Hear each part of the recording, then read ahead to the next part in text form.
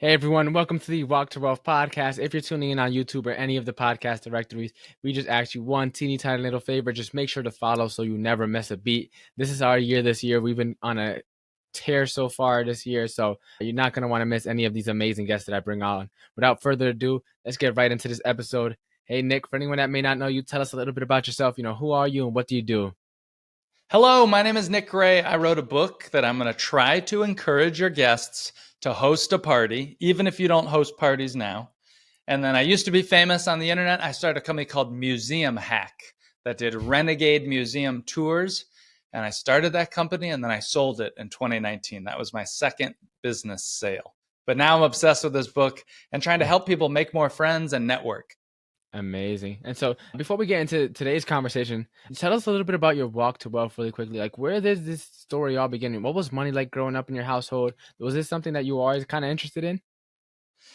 I grew up in a middle class household. We were not rich. We very rarely went out to restaurants. If we did go to restaurants, you never ordered an appetizer. Sort of got the cheapest thing on the menu. But my dad was entrepreneurial. My dad always had business ideas. He was like a mad scientist, always trying to come up with something new. Yeah. And when I was in high school, he actually quit his job to start a business, and I helped him with that company after college.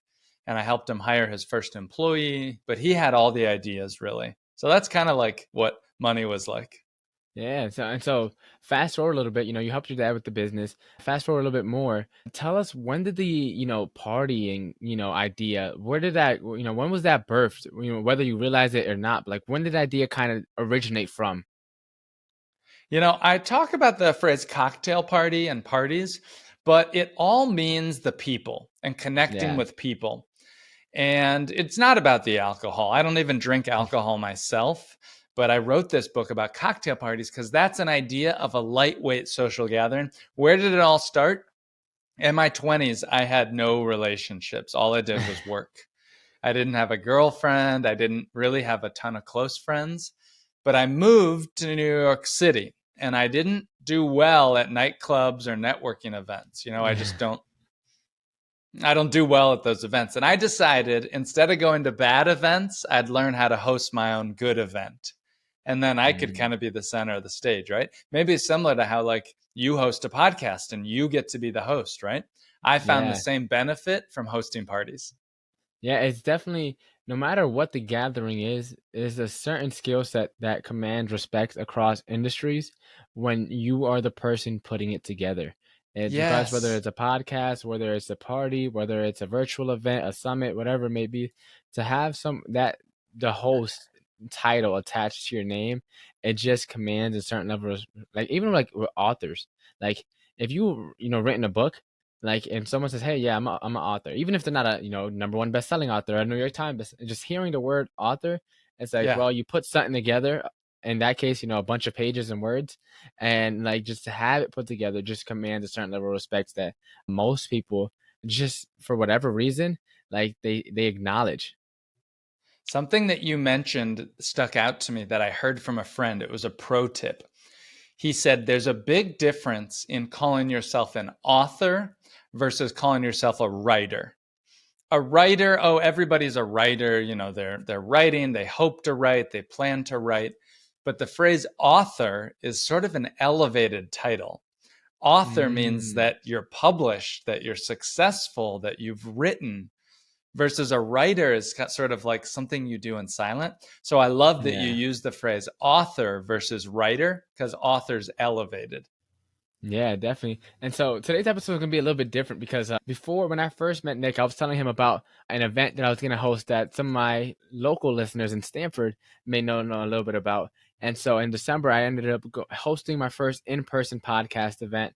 And if you want to check out the pretty much the recap from there, Brandon's episode, his second one, Carly Worth's second episode, and my friend Rob Trax, their episodes were all posted back in around late January, February. So if you want to see the in-person replay to those episodes, those are the episodes to go check out. I was telling Nick about it when we first met, and it ended up going pretty well. I ended up getting 16 people to attend, and including some of the speakers that I had, which were, Carly, Brandon, and Rob. And it was within 2 weeks' notice. The way it came together, and for anyone that doesn't know, that's not tuning in from Stanford, I hosted an in-person podcast event, and I was happening to tell Nick about it when we first met for our pre-show call months back before we actually scheduled this interview. And so the event, I pretty much was 2 weeks' notice. I got on the phone call with Brandon, and Brandon, he's hosting his own event. And by the time this goes live, his event will already happen. And he's hosting an in-person event right now for 250 people in Stanford, a personal development event. So that would have already passed. But he's the person I think of when I think of events. He's local. He's in speaking. He puts events together. That's what he does. So I was like, hey Brandon, can I pick your brain a little bit? I went to one of my friends Guillory's personal development event, which had like 30 or so people in Norwalk, which is another local Mm, town. And after that, I was like, I'm inspired. I want to put something together for myself. So I called up Brendan later that week, right? And I was like, yo, Brendan, where do I start with an event? We hopped on the phone for like maybe an hour or so. And then by the end of that phone call, he texted me a flyer that he made on Canva. And it was like, John, if you don't post this tomorrow, don't attach my name to this. wait, And so I what? was, Really? yeah, pretty much. That's how it happened. I'm making it sound a little harsh, but I'm someone that likes tough love, and I like when people push me into stuff because it gets me Yes. going, right? So it's like by the end of that phone call, I had this Canva flyer that's actually really nicely decorated and designed, and I was like, Mm, okay, well, I got the ideas now. I didn't have a venue. I didn't have a sponsor or anything. I didn't have food planned. I never hosted my first in-person event. I never hosted anything in person. I was always mm, the life of the party. So the parties I went to were already planned. I just had to show up and dance, right? I just had to show up, do my thing. But for hosting it to get for on my own now, it's like, well, how on earth am I gonna do this? So I ended yes. up getting inspo. One of my best friends, she was like, "Hey John, isn't the Keller Williams office that you're at? Don't they have a room you can rent out?" And I was like, "Oh yeah, I can." So I ended up putting that. I called the front desk. They're like, "Yeah, John, Smart. all you have to do is reserve it. It's free." So it was free to host the venue, right? And then from there, I reached out to Rob, Brandon, and Carly and was like pretty much, hey, like, would you mind speaking in person for an in-person podcast interview? And they all agreed. They were like, yeah, John, I'm definitely down. And so I started texting some people, and I didn't have like any paid advertising or anything like that. I just started texting some people, and then the day before, I sent out like a reminder text to some people and asked them to share it on their story. And then I made like a Facebook post about it, went live, and then I ended up getting 16 or so people. Throughout the way, though, I had one of my friends, Hollis. He was like telling me how to reach out to someone to ask for sponsorship, and Okay. it was pretty straightforward. It was like, hey, John, it's like the same thing you do when you offer someone anything, right? With their social media stuff, it's like, what value is that going to provide to them? What can they expect from it? And I was like, okay, like, hey, I'll put your name on the. I had like a PowerPoint slide up. I'll put your Yeah. logo and your name on the slide. I'll give you a shout out in the beginning of the presentation and at the end. And then all I'm asking for in return is if you just chip in $20, I'll send you an invoice. That way I can get some pizza and soda for everyone that attends. And it Mm. ended up being a win-win. I got one of my old real estate clients to help sponsor because they have a moving company. This guy Uh-huh. that I met on Instagram, who's a real estate photographer, he had reached out to me to ask to do photos for a listing if I ever get one. And around the time I had already stopped focusing on real estate to focus on growing the show. And so I pretty much told him, and he was like, "Hey, how can I help out with what you're doing with your event?" I was like, "Hey, I'm actually looking for a sponsor." So he ended up deciding to be a sponsor. And then one of my speakers, Rob, was like, "Hey, John, you need me to bring anything?" So I allowed him to be a sponsor because he bought a 2 liter in a large pie. So that's pretty much how the event came together. And it was, as I said, about 16 or so people without like kind of like very minimal marketing and outreach. And I kind of got it all together and figured it out. Dude, really good job putting this all together. Yeah. You got sponsors, you got 16 attendees, you had food. What were your favorite parts of that event? My favorite parts were kind of like partially just scrambling to figure it out. I love learning. So it was like a new mission to me, right? I was like, okay, I'm doing this, right? And I never hosted this before, so it's like I was embarking on so like that rush of just starting something fresh. But then Yes. also like once I actually hosted it and like just seeing everyone together, I was Yes. like, it was good knowing that there's people like locally that genuinely support and care about what I got going on. So just like Yes. seeing that, like, hey, you guys took time out of your evening to swing on by and, Yes. just support what I had going on. That really genuinely meant a lot, just knowing that there was people willing to go. I mean, although everyone lives in Stanford for the most part that attended, some people don't live in Stanford that attended, and it was like they were still there. So it was like just seeing everyone come together. It was like, it really meant a lot knowing that the people were willing to go out of the way to just show up. Dude, that's awesome. And now you're thinking about your next event, maybe Yeah, in I'm March? f- No, in in April. So I'm April. planning a Okay. virtual summit in March. So like that's where all my time and brain power is going right now. But in Yeah. April, I want to put something together. And honestly, I may actually just so here's actually let's brainstorm this. I'm Yes, going good. to host my event for my 100th episode, whenever that Yes. is. Yes. And I'm gonna host an in-person event around it. So it's probably gonna be late April or May, which means this episode late April, early May, which means this episode will be dropping after that. So it's gonna Sure. be interesting seeing, like How having it the people goes. listen and like how it actually goes. Because then I could just make another episode and recap, like, hey, here's what me and you planned, and then here's how it actually progressed. Like people can hear, pretty much hear the story and how it ended up all playing out all together. And they can see like That's the good. backstory, what the first event was like, how the event actually went, and then like my thoughts, what did I expect, and like all that put together. So like let's brainstorm like, what could have just from your knowledge, because you know a lot about hosting events, where can I improve? Where do I start to make sure that this next event is like a hit for real? Because I want to tie it to like a giveaway as well. Oh yeah.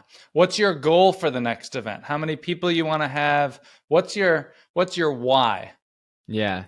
So my why really is to celebrate making it to 100 episodes, right? Okay. It's something in the podcast industry, as you know, it's very few people ever reach that point. It's a And if they do, milestone. yeah, and if they do reach it, they take a long time to reach it. Some people drop weekly, some people drop bi-weekly. So just there alone, that's 2 to 4 years that it takes most people.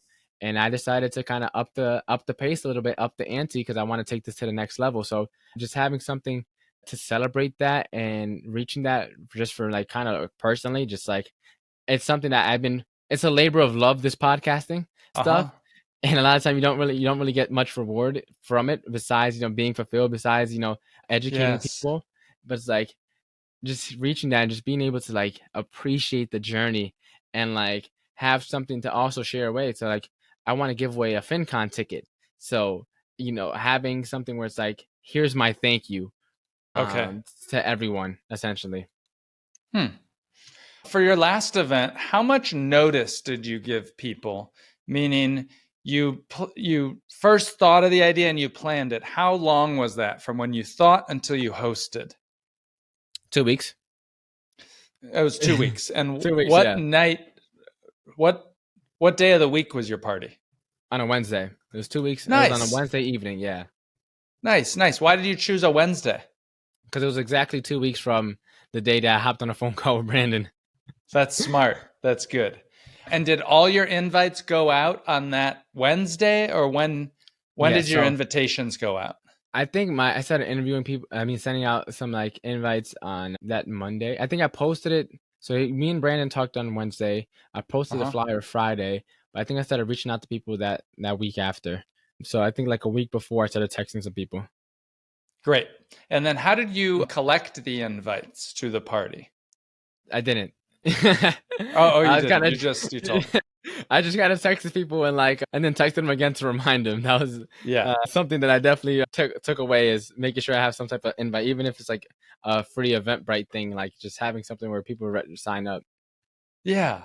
Good. Great. Well, for your next for your next party, last question I'll ask, and then I have some ideas or suggestions. How many Yeah, attendees do you want to have? I want to have 50. The venue fills up 100 people. Like if I were to pack up the room, but as I said, I think 50 is a solid number. One, because as I said, Yeah. the show is growing.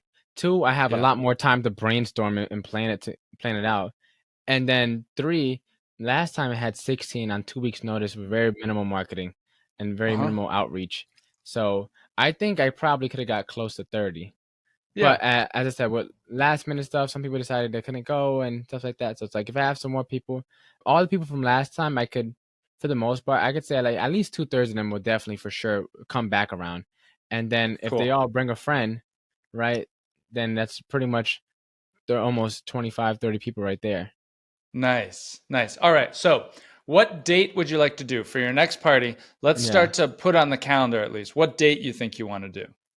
What's, because all really depends on around when I'm dropping the 100th episode. But I drop episodes mainly on Sunday, Wednesday, or Friday. Friday would definitely be a no. Sunday, people are at home chilling. So probably on a Wednesday. Perfect. Plus, Yeah. Wednesday was successful for you in the past, so you could do it Yeah. again, right? So you'll do it on a Wednesday. Which Wednesday in April do you want to do? There's the 5th, the 12th, the 19th, the 26th. What's the first week of May like? First week of May is May 3rd. You could do May that. 3rd. I think I might be able to do a May 3rd episode. I think that would probably be a good one. Great. So May 3rd is your day.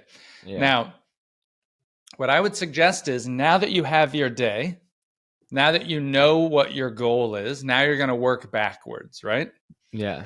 So ideally, 1 or 2 weeks before May 3rd, you want to have your guest list filled up or close to filled up. Okay. What I talk to people about is the concept of the party runway. The party runway is giving yourself plenty of time to fill up your guest list because the number one indicator of success is the number of people that show up. That's Yeah. really, for most people, what shows that they'll have a good event. Okay. Yeah.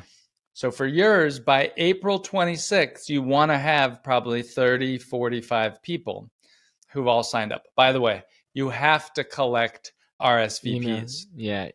Why do we collect RSVPs? For a couple of reasons. Number one is the social proof, right? Social proof means that people have made a contract. They've said that they're going to show up. It's Yeah. more hosting and less ghosting. Okay. So collecting RSVPs raises your attendance rate. The platform that I like is one called Mixily, Mixily. It's free. It's what I use for my events. It's what most of my readers use. But a lot of people use one called Partiful, spelled Partiful. And I'll include a link in the show notes to that one as well. You can use Paperless Post. You could use Eventbrite, but I think Eventbrite is a little too corporate. People have to register and sign Yeah. up. I would suggest Mixily. It works great on mobile. There's no ads and there's no spam. So at Okay. least 3 or 4 weeks before your event, you need to make that Mixily page to start to collect RSVPs. Yeah. Because this is such a big thing, I think you should make that RSVP page soon and start to collect from your core group. Now, what's your Yeah. core group? Your core group is your close friends, your girlfriend, your neighbors, your colleagues, folks who support you. And you're going to get their names on the list so that when you invite other people, they see that there's already a list of people that are coming to this party. Yeah. Many people forget this step, they don't know who's coming to a party. Is anybody else coming? When you show that there's other people coming, that's a social proof. We have FOMO. We don't want to miss out on something good, right? Yeah. And so from there, right? So let's say I get my core group in there, and they're all. Let's say I get like a solid 10 people. Let's say I get everyone from the last event to like RSVP, right? So now I Uh-huh. have about 15 or so people that are RSVP'd, ready to go. Let's say I get that by mid February ish, late February. I already got 15 RSVPs. From there, what do I do next to make sure that I keep on getting from? Because from there, it's going to be more like outreaching to people that haven't been to any of my events before. Yes. So one thing you mentioned was the idea to have your friends bring a friend. Now, you're going to ask your friends, who can you bring to my Yeah. party? Not who can you invite to my party. This is a key tip. The language and words matter. Who can you bring implies that they're actually going to bring someone. They're going to invite a couple people, but they're going to Yeah. bring someone. Who can you invite? I mean, anybody can invite one person. I don't know if they'll come, but that Yeah. doesn't help you get towards your goal, right? So you're going to ask your friends, hey, thank you so much for signing up. Who could you bring to my event? I'm going to have an awesome event. Who can you bring? They'll have a name for that person. You'll say, perfect. Can you please have them RSVP here? Even if they list as a maybe, just so I can get a head count. And Yeah. then you're going to send them the link and have their friends register. Now their friends are making the social contract, the commitment that at least maybe they'll come. Yeah. By the way, I feel strongly that at your next event, since this is going to be a big one with a lot of different people, you need to have name tags for all of your guests. How do you feel about this?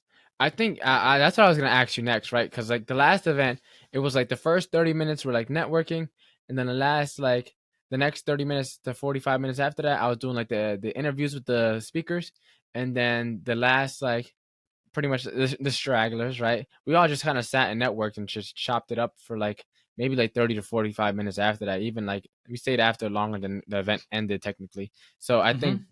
I'm probably gonna do the same format where it's like I do a lot of networking while people are fashionably late.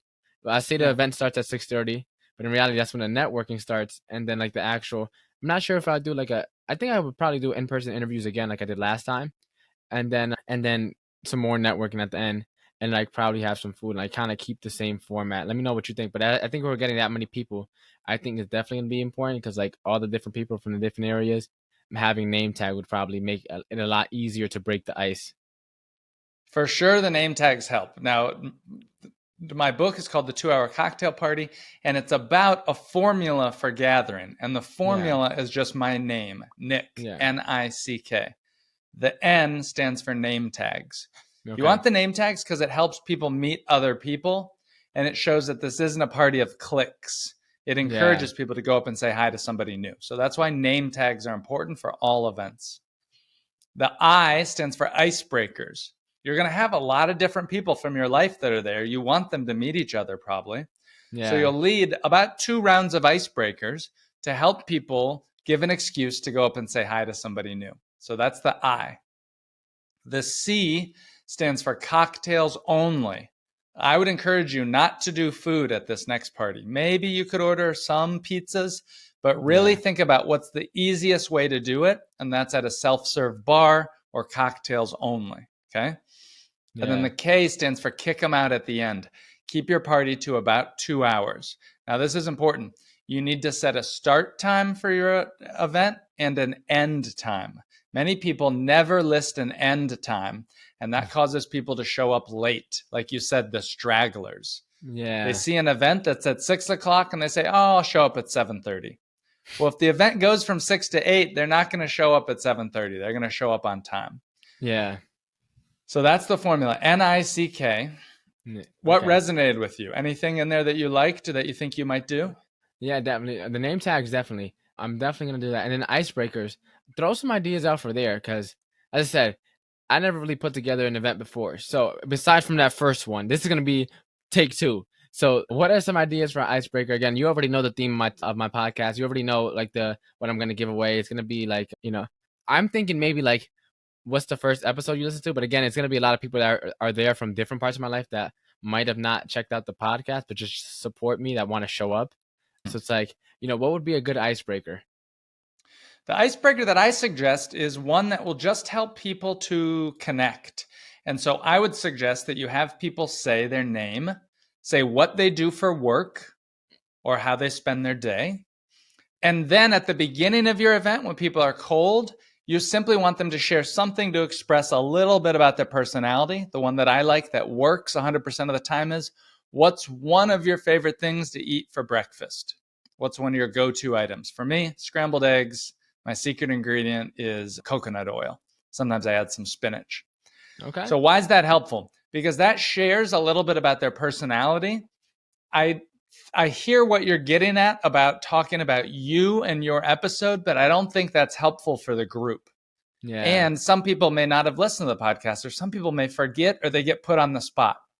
The Yeah. breakfast is an easy icebreaker that everyone can answer quickly with no judgment, and they don't get stressed out about it.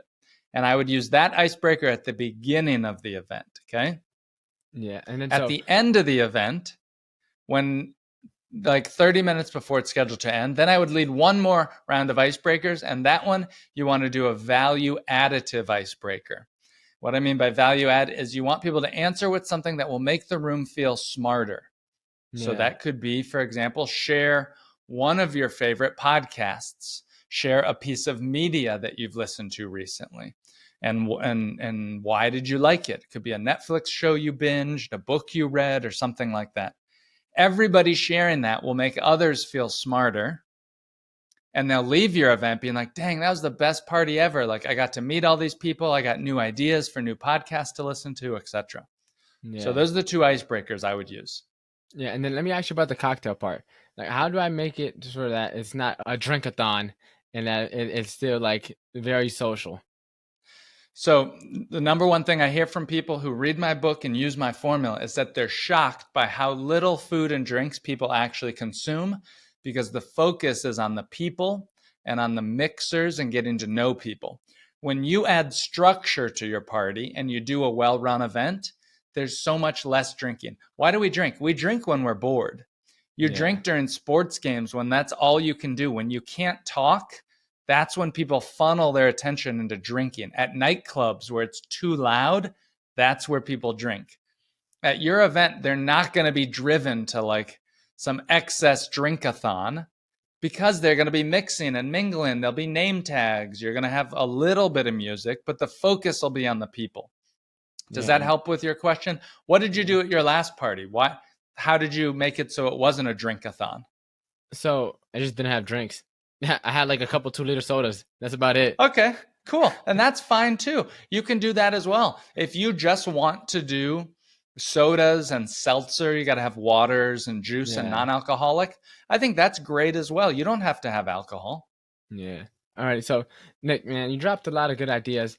For anyone that wanted to get in touch with you, where can we find you at? Where could we connect with you so that we can learn more about this event? Because this is going to be exciting to definitely see how it all played out. Because the listeners won't get the recap till I think after, so. and they're probably going to be experiencing the planning that we did just now. So, like, where Yes, can we connect with you so that we can find you? That once I have this amazing event in either late May or May 3rd, right? Once I have this amazing event, May that's your 3rd, date. You got right? your That's my date. day. Where can we find you at? So I'll tell the listeners where to find me. But first, I want to give you one last tip. If you're listening to this because you want to promote your own podcast or celebrate something for your business, here's my advice for people that are doing an event with a goal, celebrating a business or a company.